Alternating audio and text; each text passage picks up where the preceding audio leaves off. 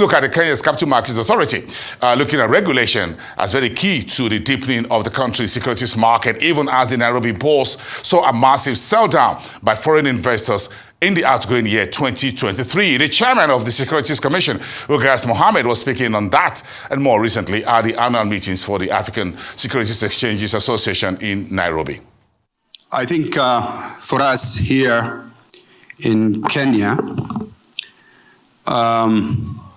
I think there's a global equities challenge that is there.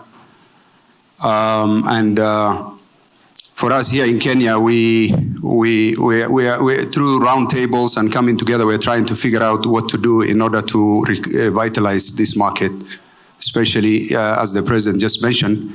We're saying the capital markets is the backbone of the economy. So when the capital market is not working, or maybe some fiscal or monetary policies are affecting how the markets work, then we have a chicken and the egg situation is what we're dealing with.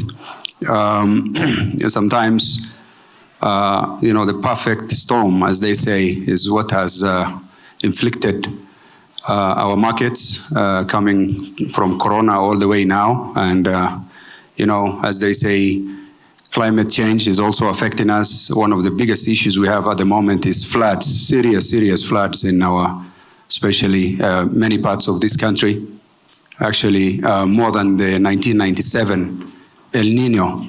And we had the worst drought of 4 years that we passed through. So this market is going through so much. Now, coming together today for the exchanges across Africa, let me first congratulate you for the work that's happening in the region, the issue of integration of markets, the integration of economies, the economies of scale, buy Africa, build Africa. All those concepts are now what should be selling and working. I believe that we have an opportunity to make Africa rise. We have an opportunity to make Africa rise through economic integration.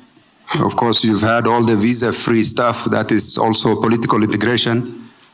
And those things will all help. But more so, the borderless issues of technology and innovation. I want to congratulate the NSC for being one of the most innovative exchanges in Africa. And I was impressed by some products I actually saw outside right now, something that's coming up in the pipeline, which is just amazing. Cuts down the T plus whatever to T plus 0 or something. So to me, that is innovation. I know that Kenya also on the M-Pesa platform is been doing very well over the years and has been trending and been adopted elsewhere.